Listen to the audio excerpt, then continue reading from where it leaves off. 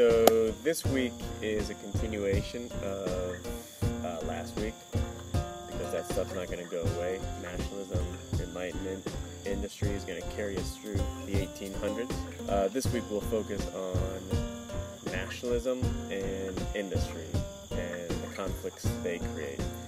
So both will cause these revolutions.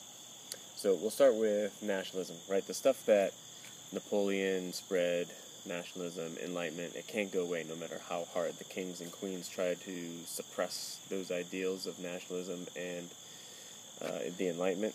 It's as if we took this map that I drew and the enlightenment spurred on by coffee, right? So we'll pour some coffee on the map, and even if I tried to wipe away the coffee, right, you can see that the coffee's still there. It might be a little bit diluted, but it's still there.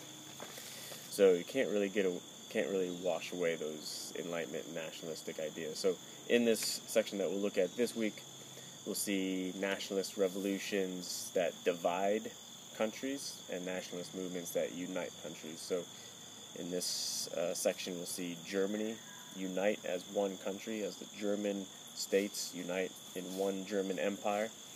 But on the flip side, we'll see empires begin to flip, and one of the focuses we'll look at is in the Balkan area, the Balkan Peninsula, down here in the southern part of Europe, which has a lot of different ethnic groups, religious groups, and so nationalism will divide when there's different religion and ethnic groups. The other piece of the puzzle is industry. As industry grows and becomes larger, we see greater companies, businesses begin to dominate the industries. We start seeing monopolies. And so there becomes this division between those who want to regulate business and those who do not want to regulate business. So basically we have pure capitalists versus pure socialists. And the question is equality. Should there be such a thing as economic equality? If you're a capitalist, you believe that inequality drives innovation. If you're a socialist, you believe that the government has to step in and provide that equality so that people have equal opportunity.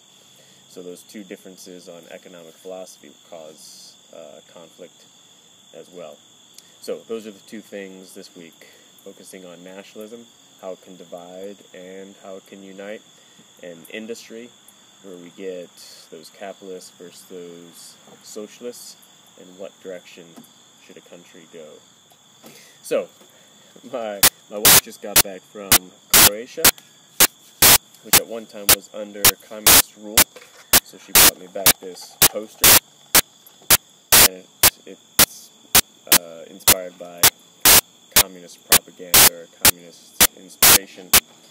So we have the one-time communist dictator of Yugoslavia. His name's down here, Tito, and he was the leader of the partisan movement during World War II, which was fighting some of the fascist groups at that time. So this is going to be one of those regions in Europe that becomes dominated by that kind of ultra-socialist ideology, communism. Whoa.